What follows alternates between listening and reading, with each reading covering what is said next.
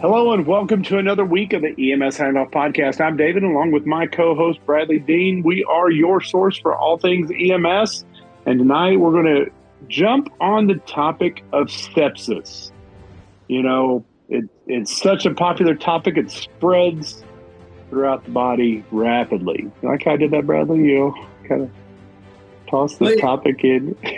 Yeah, I mean, so when we look at sepsis, each year, somewhere in the neighborhood of about 1.7 million people are diagnosed with sepsis. But when we look at that, a large majority of those result in deaths, and EMS is perfectly positioned to be able to recognize that, pick it up quickly, and hopefully treat it.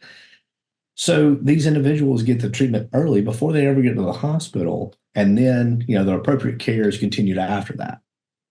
Well, okay. I was leading in with a joke, and we automatically get statistics. That's typically the doc's fault. Up in the other realm of this corner, we're gonna get to him in just a second. But since Bradley Dean just jumped right into the deep end of this pool, let's go ahead and thank our podcast partner, the Journal of Emergency Medical Services. They appreciate some jokes every once in a while too, Bradley. That gets the numbers on their viewership up. But 1.7 million individuals would like to hear our information and make sure we give them the most timely feedback. But before we do, Bradley, what have you been up to, my friend? Well, so moving, new office with pink binders. Binders. They kind of match your shirt. Absolutely right. Just go with that one way or another. So before this degrades any further and people hit the stop button now, let's go ahead and introduce our guest, Bradley. Who do we have today? So we've got Tyler with us. So I'm going to kind of let him introduce himself, but give you a little background. I kind of ran into Tyler while we were at Seven Springs, a little conference up in the Pittsburgh area of Pennsylvania. And I attended his session because I've always been interested in sepsis and what EMS could do. And so he, gave a great presentation, talked a little bit about the statistics and how easy it is for EMS to recognize it and treat it with fluids and a couple other things. And there's actually some additional cutting edge research and a couple of things that are out there for EMS to be able to treat sepsis early before blood cultures are even done. So I'm going to turn it over and, Tyler, I'm going to let you introduce yourself. Sure. So first of all, thanks guys for having me on. Excited to join you. I appreciate the invitation.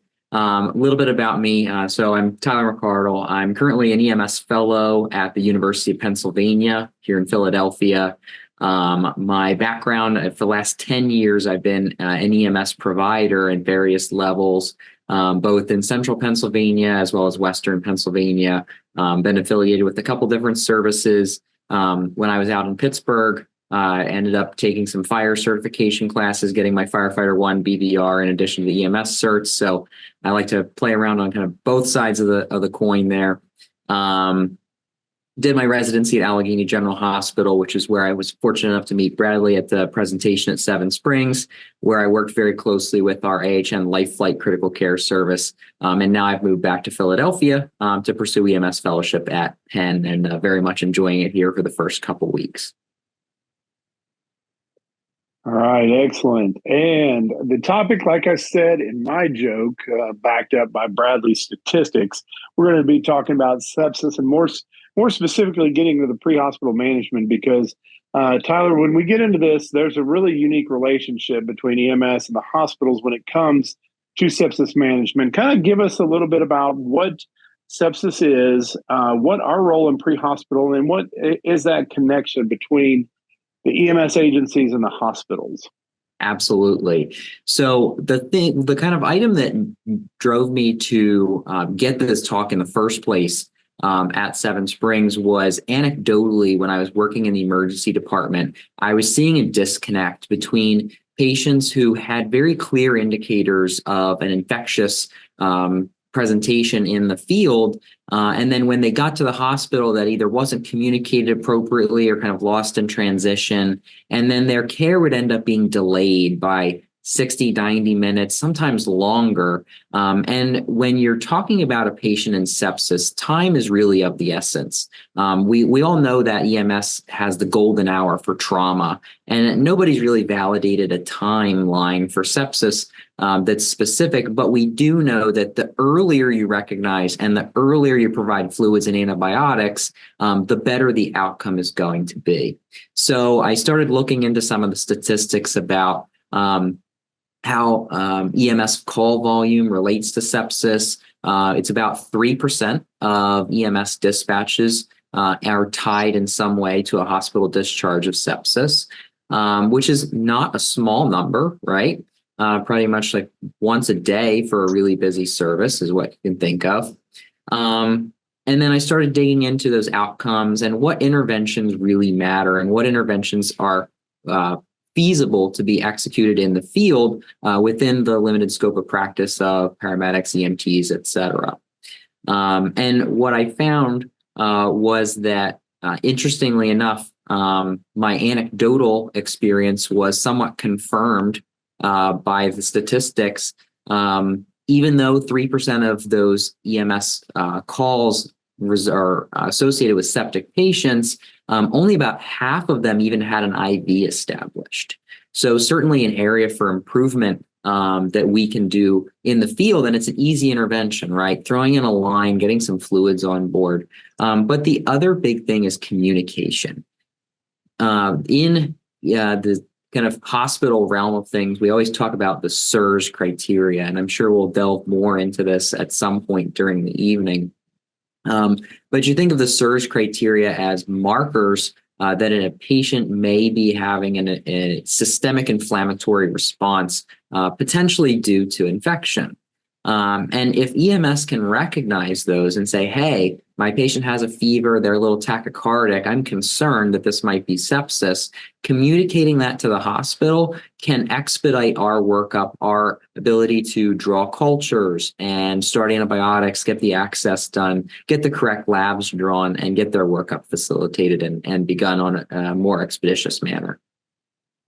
So I want to back up just a little bit. So that's a tremendous amount of information there. But you made a comment right there talking about the numbers, and this is where Bradley Dean kind of gets into it. It kind of references this. So we've got to put that 3% into a little bit of perspective. So if you take a look at the overall EMS system, there's about 40 million calls annually. That number varies. You can kind of go up just a little bit from there.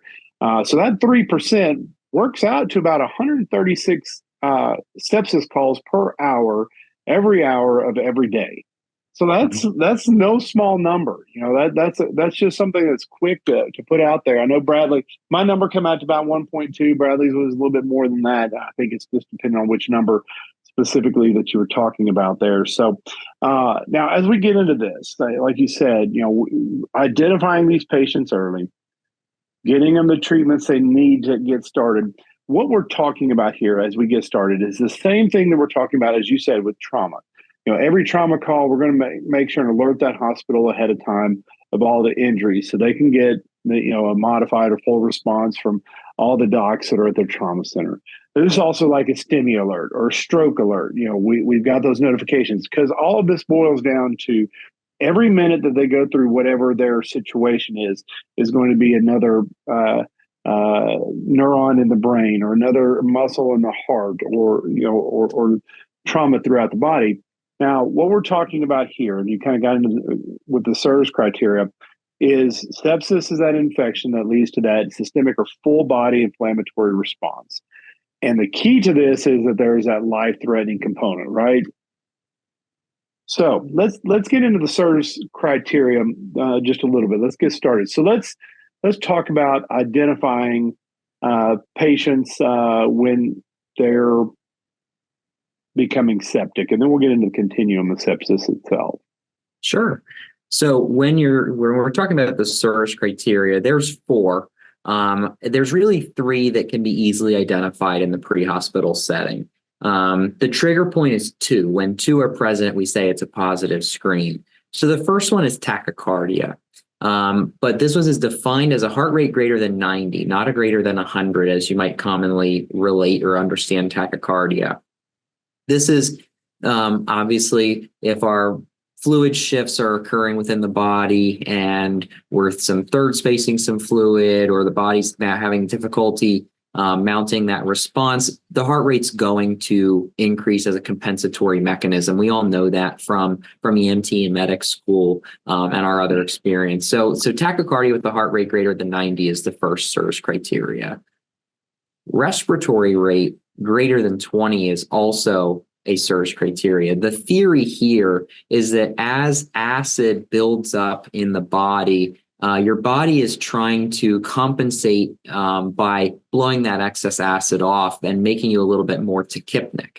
So septic patients do have a tendency to have respiratory rates in the mid to high 20s. And again, that's the second SIRS criteria.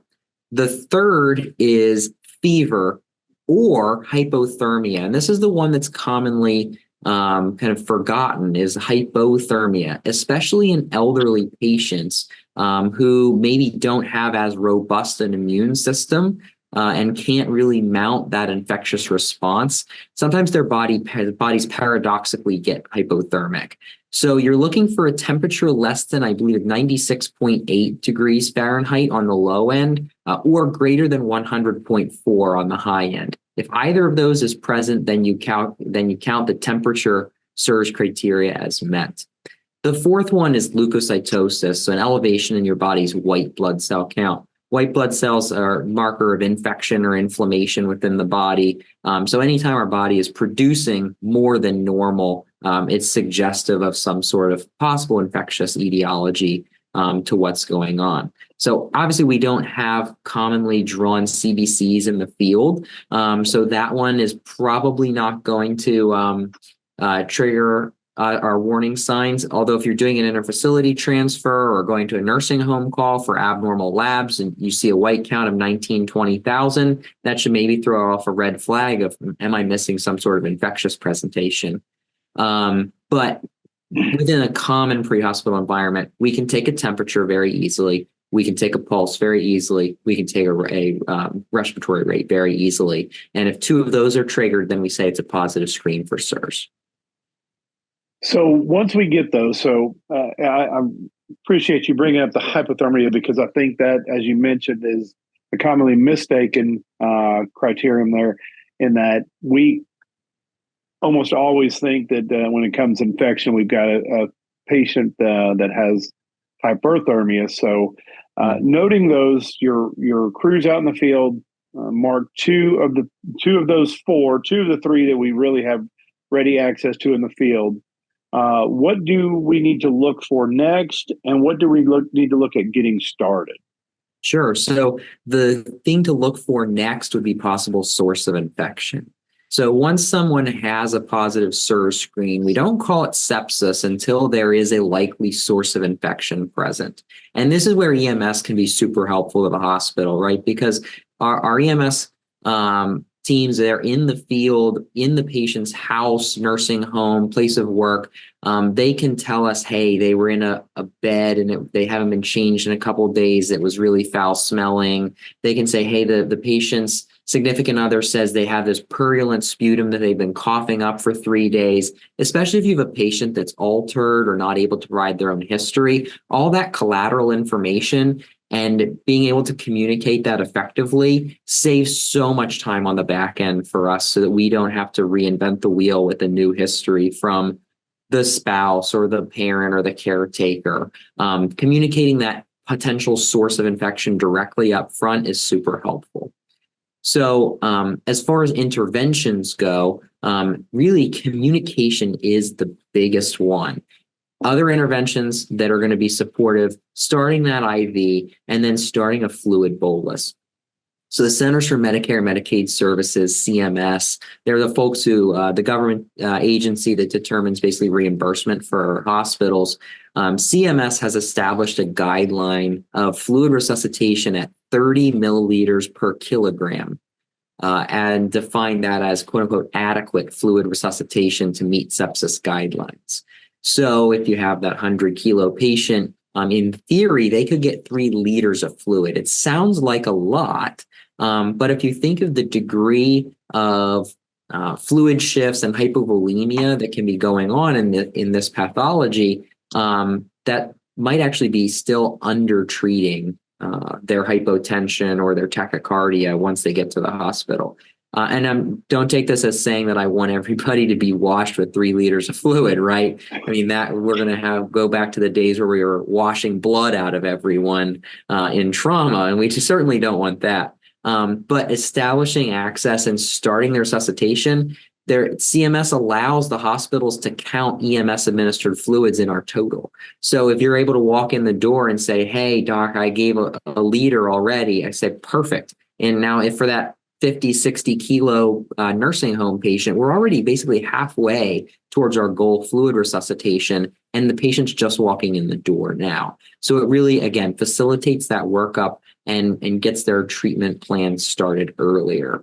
And there's very little downside, right? The only patients that you're going to be super concerned about are those very low ejection fraction CHF patients. And that's a situation where you can always contact medical command physician.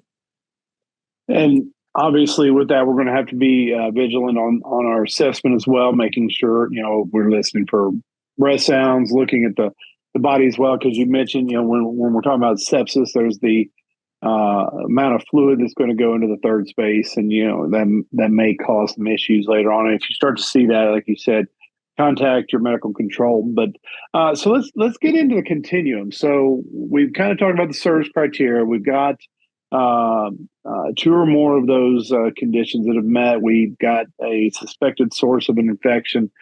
So there is a continuum that goes through from SIRS all the way up to the septic shock. So let's kind of take our path through the different layers of the continuum of sepsis. Yeah, absolutely. So as we kind of touched on in the last couple of minutes, SIRS is that first step. SIRS, the caveat that I want to convey is that it is non-specific. So if you think of a patient, right, with PE, they're going to be tachycardic, potentially tachypnic. They technically meet SIRS criteria, right? But that's why we say that next step is a likely source of infection. So we're not calling every PE patient a sepsis patient also, right? If they don't have a likely source of infection, then it's a different pathology altogether, and we manage it as a different pathology. So SIRS criteria plus that likely source, whether it's the urine, whether it's a cellulitis, whether it's a pneumonia, a meningitis, a bloodstream infection, an intra-abdominal infection like a gallbladder, etc. Whatever the source may be, once we've obtained and confirmed that source, we can call the pathology sepsis. And that's really when all those metrics start mattering as far as fluid resuscitation, the proper labs, obtaining a lactic acid. The next step in the continuum per se, so when we're evaluating a patient, so okay, we have a septic patient, the next step is we need to ask ourselves, is there any evidence of end organ dysfunction? Evidence of end organ dysfunction would then qualify for severe sepsis, which is the next step in that continuum that we're speaking about.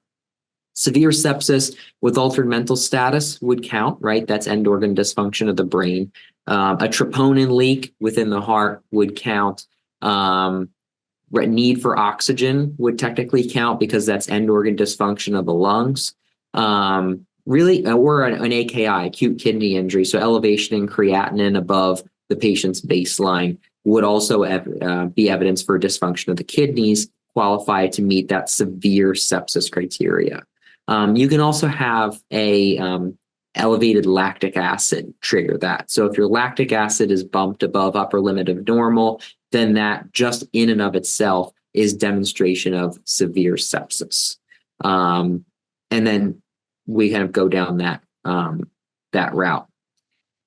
The patient then, so let's say we get the severe sepsis, they have evidence of end organ dysfunction, and then we treat it appropriately. We get broad spectrum antibiotics after cultures, we get fluid resuscitation. If that patient has refractory hypotension and low blood pressure, even after adequate fluid resuscitation, that's when we call this septic shock. So they have to get their adequate fluid resuscitation, their 30 mLs per kg, and then if they need a vasopressor is really the point where we're calling it septic shock.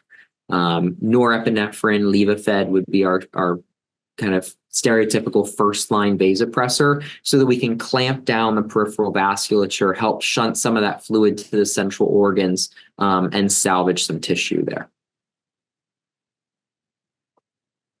All right. So the ultimate continuum there, and we're going to go over to Bradley after that.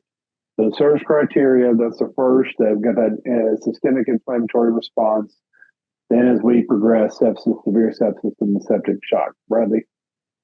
Yeah, so I just want to hit the serious criteria again. So we're looking at, tachycardia, tachypnea, fever, and leukocytosis, which we're probably not going to have in pre-hospital setting. Sure. But there's a little bit of a downfall with SEERS that we, I want to make sure that we kind of hit on as well, because, it's non-specific. And other things can make you tachycardic and tachypnic, such as PE, acute coronary syndromes, viral illnesses. But the biggest thing here is we've got to make sure that the pre-hospital provider does an adequate assessment to look for a source of infection. And I think that is one of the key points that often gets overlooked. I mean, it may be a sore on the inside of the thigh that they don't strip the person down and look for. But they've got to look for that source of infection, whether internal or external. Yeah, absolutely. Well, and I think, Bradley, it's a very good point. And this is where I kind of look. One of the things when I'm talking about my students, I know, there's a big controversy about EMS professionals diagnosing and just utilizing those terms and creating a field impression, whatever you want to call it. I utilize the example of House.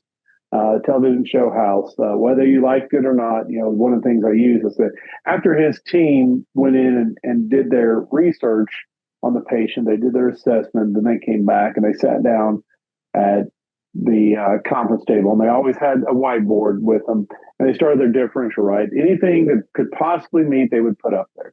And then they would start running through the tests and starting to mark those off. So as you mentioned, that service criteria. We would put some of those things. Tyler may mention, the PE. You may mention ACS. Whatever could fit that up there. And one of the things that you're looking at is sepsis. And so when we're doing that, as we look to exclude some of the stuff that's up there, that would be your exclusion criterion. And then, as Tyler mentioned, we would look to see just how much others are in there to see where on that continuum they potentially are. That's kind of my thought process. We off base there, Tyler? No, not off base at all. I love the point of doing a really good, thorough assessment, right? It's so tempting when we're on hour 16 of our 18-hour shift or whatever it may be to put grandma from the nursing home right on the stretcher, right? Buckle her in and just go to the hospital. It's so tempting, and that's the easy route. I guess what my challenge to the listeners would be is do that good, thorough physical exam, right? Are we missing, to Bradley's point, are we missing this stage 4 decubitus ulcer on the back of grandma's rear that is now causing her to be septic and having a bacteremia and a bloodstream infection? All that information, again, I can't hit on this enough, when communicated then to the emergency department staff, helps us so much. And I'm just thinking about it from the time out on the rig myself. In those cases, the one that you just may mention, what do we typically do? We come in, we talk to them, we figure out that we're going to the hospital, we do a sheet lift or slide them directly over, and we completely miss that assessment of the back, and potentially never even taking off the cover that they have on top of them either. And especially in those cases, that's not uncommon to see something like that. So, absolutely. So let's get into we've kind of danced around the topic, so I want to shine the spotlight on it right now. The importance of early recognition of where they are on that continuum. And what does that mean when we're talking about this? I think really gets into the partnership between the EMS agencies and the hospitals. So what does that early recognition mean? First off, in the overall management of that patient. And let's get into some of the quality assurance metrics that the hospitals utilize. So, Sure. So, so when I'm saying early recognition, right? Unfortunately, there's not a single validated time. It's a magic cutoff that everybody agrees on that says if you get antibiotics within X amount of time, then you're going to be discharged and walk out of the hospital and magic things happen, right? Unfortunately, that doesn't exist. But what we do know from the literature that's out there is the earlier in this encounter that antibiotics are administered, the reduction in your mortality is statistically significant. So the earlier that antibiotics get on board, the more likely you are to live to hospital discharge. And if you think about within today's hospital systems, right, we have tons of challenges nationwide. There's boarding crises, there's staffing challenges in ERs. There are times when, from the EMS standpoint, I'm bringing a patient in, or somebody's bringing a patient in, and we're waiting 1, 2, 3+ hours just for a bed in the ER until that patient gets a workup started. So if we're just kind of letting that patient languish, right, every hour that passes, the patient's mortality risk is increasing if they're not appropriately treated. Some health systems have identified kind of like a sepsis alert process that pre-hospital agencies can activate, and that kind of gets a team to the bedside for rapid access of cultures, a urine, chest x-ray, et cetera, the standard, what we would call an infectious workup in the emergency department. Other health systems haven't identified or haven't built out that infrastructure for it. Even in health systems that don't yet have that infrastructure, coming in, saying to the charge or the flow coordinator, hey, look, this patient is meeting surge criteria, they're tachycardic and febrile, I think that sends off certain alarm bells, if you will, in the charges or in the clinician's mind to say, you know what, this patient actually needs to jump to the front of the line. We really need to get started. Or let's come over to your stretcher. Let's get cultures drawn now. Let's get kind of a workup started from a hospital side of things so that we can expedite care. Hospitals have a vested interest in this because CMS and the government is monitoring one of these quality metrics in our patients being appropriately treated for sepsis. So they have what's called like a sepsis bundle, which includes certain labs, certain testing and interventions that have to be ordered within a certain timeline. And that timeline likely starts when their ED encounter clock starts, right? So if you're helping the hospitals out saying, hey, I think you have a sepsis patient here, the hospitals are going to very likely have that vested interest to facilitate the workflow because there are financial incentives to the hospitals for showing that they have good quality care and that they recognize sepsis, they treat it appropriately, and the patients will hopefully have better outcomes from that. So while we all kind of, unfortunately, sometimes dance around the money aspect of it, right? I think it's important to recognize that both of the sides of the equation here, both the in-hospital and the EMS services, have obviously a vested interest in making sure that patients get better because that's why we all do it, for the patients, but also that there are metrics that the hospitals are interested in meeting. So it's funny that you mentioned the whole thing of, drawing blood cultures and a couple other things. So there are a couple of things right now that EMS may be able to do as far as, starting, broad spectrum antibiotics like vancomycin in the field. Mm-hmm. And then, the hospitals can actually, there's a couple of things where they can actually, after the antibiotic has been started, it's a different tube and minimal cost more. I want to say it's like $2 more per mm-hmm. vial. They can actually draw the blood after a broad spectrum antibiotic has been given and still get the culture off of that because it spins off the antibiotic. Sure. Yeah, I think that there's certainly promising interventions. And I think right now we're dealing with a nationwide shortage of normal blood culture bottles anyway. So it's just one of those things, like you wake up and every day I feel like there's something else in my email that's now on nationwide shortage. But blood culture bottles are apparently the topic du jour. But anyway, to your point, yes, absolutely. I think we're getting to a point where And this is part of why I am doing an EMS fellowship and why I really believe in fostering progressive growth of a scope of practice for EMS practitioners, is because we can sit here and say, you know what, look, this is a great area of need. Let's talk about what's the risk benefit of doing broad spectrum initial loading dose of antibiotics if the patient is meeting certain surge criteria with an obvious source, right? What's the risk benefit of that? I think that I don't know if anybody's done any literature or published any research on that specifically.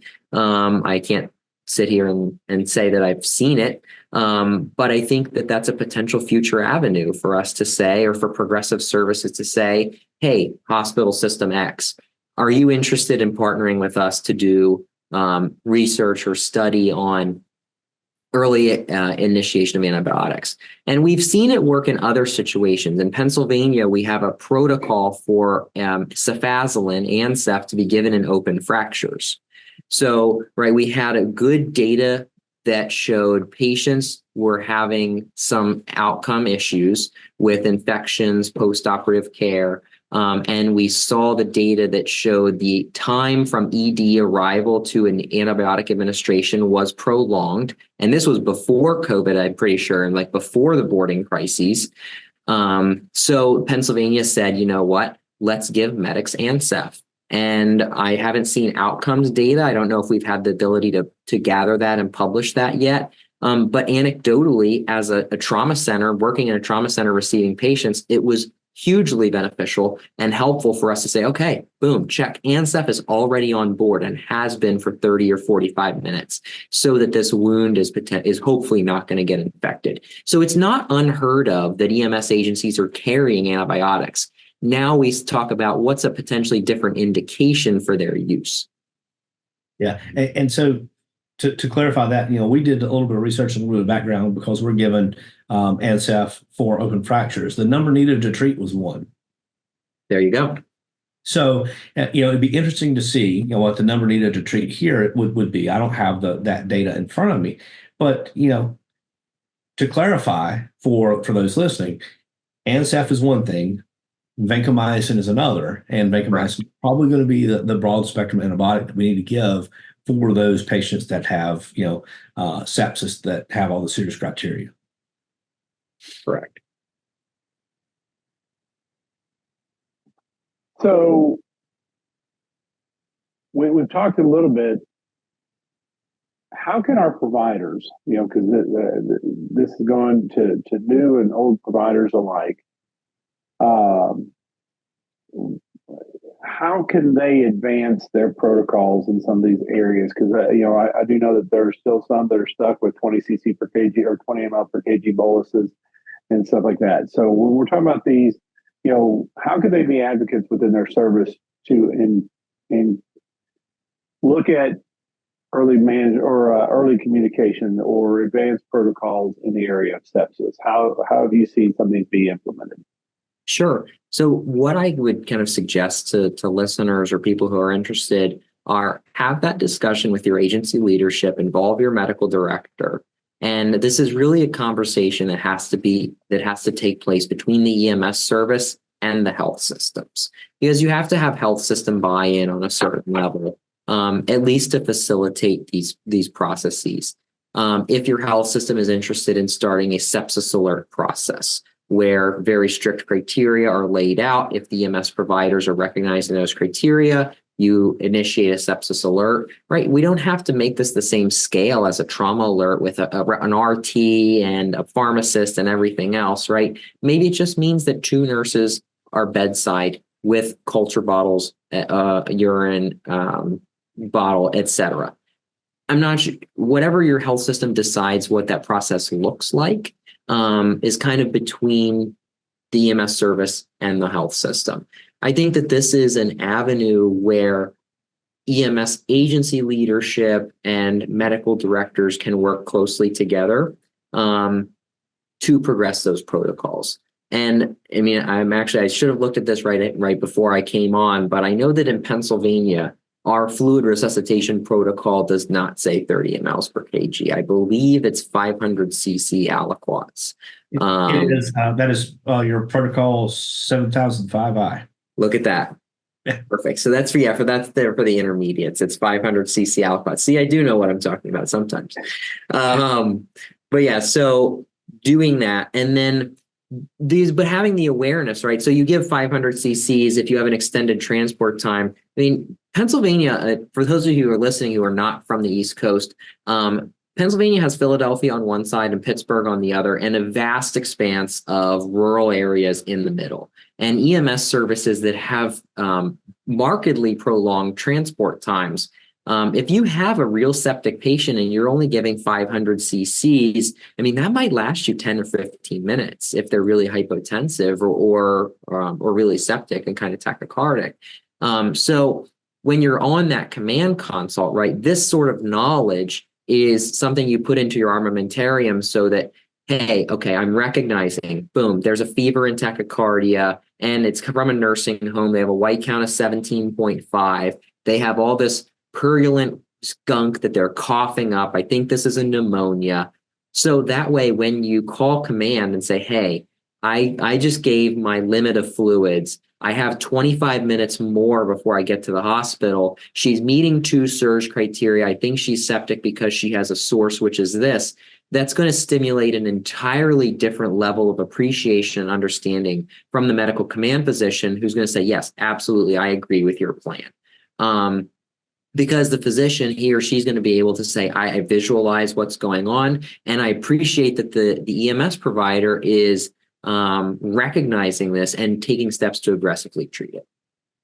Well, and you actually made mention what I was getting ready to get into. You know, you get into this and you identify, specifically identify and communicate the meeting of these criteria that you're looking for a source. That kind of gives them, even if they don't know who you are, that kind of gives them an understanding that you know what you're looking for. And then by giving you that order, that you're going to follow up on that with the reassessment that you need to do to make sure that that it's successful. So, Tyler, when it comes to sepsis, we've talked a lot today, from the service criteria to the continuum to management. What are we missing about sepsis? What would be the golden nugget that you would say that everybody should have in their toolbox? Oof. If I had to narrow it down to one, I would just say really just recognition, right? Having a very low threshold to say, I'm concerned that this patient may be septic, and use that explicit terminology when you're doing transfer of care with the nursing staff or with the provider at the hospital. Well, and since we have you on here, I think, you know, in my education of students, one of the things that so many are concerned about is I call a code stroke or call a code STEMI and I'm wrong. They're not going to trust me anymore. So kind of go into that from a physician perspective. So David and Bradley are on the truck, and we believe we've got a minimum of 2 of the 3 service criteria that we can assess without that nursing home or somebody else doing labs. And we believe, we're not sure, but we believe we found a source. And we get you all spun up and say, hey, this is a sepsis call, and we're wrong. What is your response? So I think that the response from a good EM provider should be focused on education, right? I would rather have a crew come in and over triage something than have a crew come in and under triage it. Just because, I mean, we think, right, we have similar processes with stroke, trauma, and STEMI. We'd rather activate the resources and stand down rather than having to spin things up as we go. I've certainly had instances where providers have come in and then I try to take them into the CT scan, say, hey, look, this is what your follow-up for your stroke alert. This is what was correct, or this is the patient didn't actually have a stroke, they had a blank. But I understand what you were seeing. I understand your concern. And I think you made the right call. So under triage, over triage, I absolutely would err on the side of under triage. As far as like education and follow-up, having that two-way conversation, I think this is where EMS trained physicians can really come in handy and be an asset to both the EMS providers and the health systems. Because for an EMS provider, I can then go back to my services and say, hey, there was this call. I'm going to give you follow-up and feedback. Maybe it was a sepsis alert, but they actually had, I don't know, maybe their sodium was critically low and they had hyponatremia or something like weird like that. And these are some signs and symptoms. And maybe this is that subtle thing that clued me off or clued the ER staff off that was not found pre-hospitally. And that's okay, right? Because then everybody's going to learn. But then the corollary is that the EMS physicians and agency leadership should be going back to the hospital if there's a negative interaction and saying, hey, physician, provider, nurse X had maybe a less than enthusiastic attitude or perception about this encounter. We understand that clinically this is what happened. Can we have that conversation? And again, having EMS trained physicians, EMS agency leadership go back and explain to my colleagues in the ER, right? Because some of my co-residents, I love all my co-residents to death, but not all of them have an EMS background. So it's very common to have EM providers who don't understand what it's like to intubate a patient between the bathroom or between the bathtub and the toilet, right? Who don't understand that to extricate a patient down a tight, narrow stairway 3 ways in a row home in North Philly is challenging and why things may not be perfect. So being able to communicate that to my colleagues in the emergency department is where I can certainly step in and advocate for my EMS colleagues. Sorry, as soon as you started saying going down those 3 flights of stairs, I went back to Friends and David Schwimmer. Pivot. You must not have seen that episode. You would have had a response to that one. So, all right, Bradley Dean. Yes, sir. Thoughts from you, my friend. We're going to give Tyler the last wrap up here today. So I think, one of the big things is we've got to push out to all of our personnel that encounter these patients is, look at the prime criteria that we talked about with SEERS and making sure that you understand what it is, because if the patient is tachycardic, they're tachypnic, and they got a fever, and when I say fever of 100.4 or greater, or they're slightly hypothermic, less than 96.8. Look for that source of infection, whether it's internal or external. And, it could be the chest, it could be, a number of other things, abdomen, GI, urinary tract, skin, but look for that source of infection and begin the treatment early for those patients. Yes, they may be slightly hypothermic, but, warm them up. They need that 30 milliliters per kilogram of fluid resuscitation to begin the process. And people go, well, that's a lot of fluid. Well, these people are dehydrated and they need that fluid to begin the mitigation process. So, do a good assessment and do what's right for our patients that we encounter that have sepsis, especially when you go to the International House of Sepsis to transport them to the hospital. So, I'm going to take a little bit different perspective on this. So if you go back to our reference material, many of us keep our books and stuff like that. The amount of material that are in them in regards to sepsis is minute in comparison to what's available. I'm going to go a completely different route than both of you possibly think here. Simply open up ChatGPT. Open up and give it a prompt that says, give me information about the SERS criteria and how to assess that on the pre-hospital side. Phenomenal response, believe it or not. Absolutely. In researching at the time, I got a little bit of feedback from Tyler before we got started, and I tossed that into the ChatGPT and bust out 3 pages of notes, thoroughly down to everything that Tyler just said. And it busted that out in about 45 seconds at most, including, guess what? Body temperature abnormalities, fever, temperature greater than 38 degrees Celsius or 100.4 degrees Fahrenheit. Hypothermia, temperature less than 36 degrees Celsius or 96.8 degrees Fahrenheit.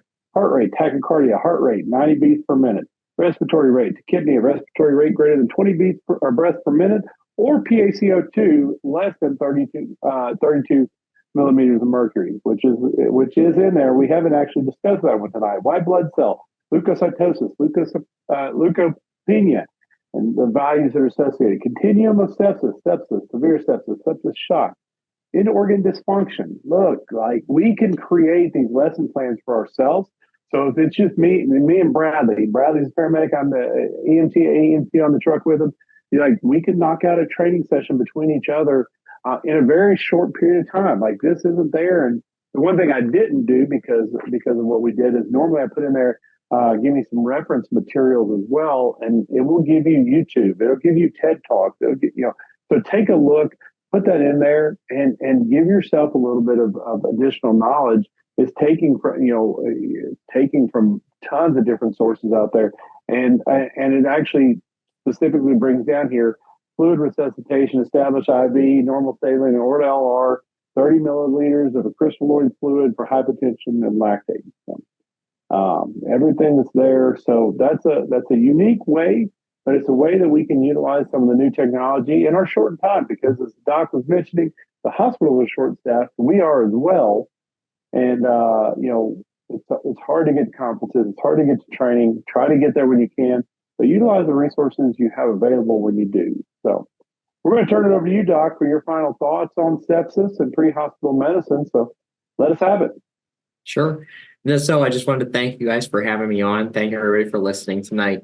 It's absolutely been a pleasure to talk with everyone. And I think we've all hit on it, right? SIRS criteria, continuum, early recognition, communication. Just remember that kind of my other personal ask is be that advocate, right? Be that advocate in your services for, as Dave was saying, for training, so that you're not the only one who knows the SIRS criteria. So you can teach it to other people, right? I mean, we've done this in about 45 minutes or so, and this is a pretty, I think, comprehensive overview. My talk was an hour at Seven Springs. You could do it in much less as well. So be that advocate. Be that advocate with your agency leadership. Is this a conversation we need to have with our health system about outcomes and how can we help them? Anytime you engage a health system and offer to make their metrics look better, I think they're going to welcome you with open arms. They might even give you an extra pizza party or something.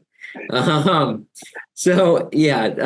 again, be that advocate, push for progressive change. There's a new generation of EMS leaders, EMS physicians that are coming up through training and really trying to push the envelope, expand scope of practice. But we can only do that if and when we have buy-in from our field providers, our educators, and everyone's on the same page that we want to be a professional, well-educated service. And I think that we are all kind of on that same page. And I hope that within the next couple of decades, we see a change in the paradigm, if you will, with respect for EMS within the healthcare industry. I don't know about Pennsylvania up there, but down here in Tennessee, our facilities we're getting barbecue, catered events now. A lot of things are changing these days. So pizza parties are out. We're going to have to invite you down here next EMS week or next year's EMS week, so you can kind of get a little bit of how the South does. I would love some barbecue for EMS week. Wait a minute, the real barbecue is from where I'm from. I'm sure you're going to have some listeners from Texas who disagree with both. Hey, we got Memphis, so really got Memphis, and we got Hattie B's chicken over here. Hey. But we have Lexington barbecue. I think the only solution is to travel around and do some taste testing. Now, if Wes Ogilvy is listening, he may disagree. You're right. Well, Wes could, Wes has been on here. He can come back one day and advocate for his own. But the doc's got the right idea, though. It's like, let's pick up and do. So there's a book chain that did they've got 5 stores or whatever. They did this, whoever completed the visit of all 5 of their stores in a day, it's like 500 miles would win a grand prize. So that's what we need to do for EMS week. Who invites us to the best? That's our deal, Bradley. All right. All right. So we had a great topic today. Thanks, Tyler, for coming on and discussing all of this stuff about sepsis. It's one of those things that everything that we can do to save every minute on a patient's process through whatever disease process they're going through is going to make sure that they have the best opportunity to come out with the highest level of response we can. So getting that information out there is great. I love the way that you mentioned it. Like you said, 45 minutes, we're 50 minutes now. And it's very digestible, something that these people all of our providers can put in, tomorrow. None of these are outside of the realm. Obviously, they've got to work within their local protocols, but in that, advocating for those, advocating for their patients. So thank you for coming on tonight. To all of our listeners, we love doing these episodes and coming to you, but we don't know what you're looking for unless you engage with us as well. So don't forget to subscribe, rate, and review on your favorite podcast platform. As far as Bradley, Dean, and I, you can find us on social media. EMS Handoff is on Facebook and Instagram and Twitter. And then you can reach us. You can reach me at david.blevins@handoffmedia.com. And Bradley, I always forget yours. It's just bradley.dean @handoffmedia. Yeah. It's it's one of those things you forget on occasion. I've got enough email addresses I can barely remember mine. So until next week, remember the value of your EMS handoff.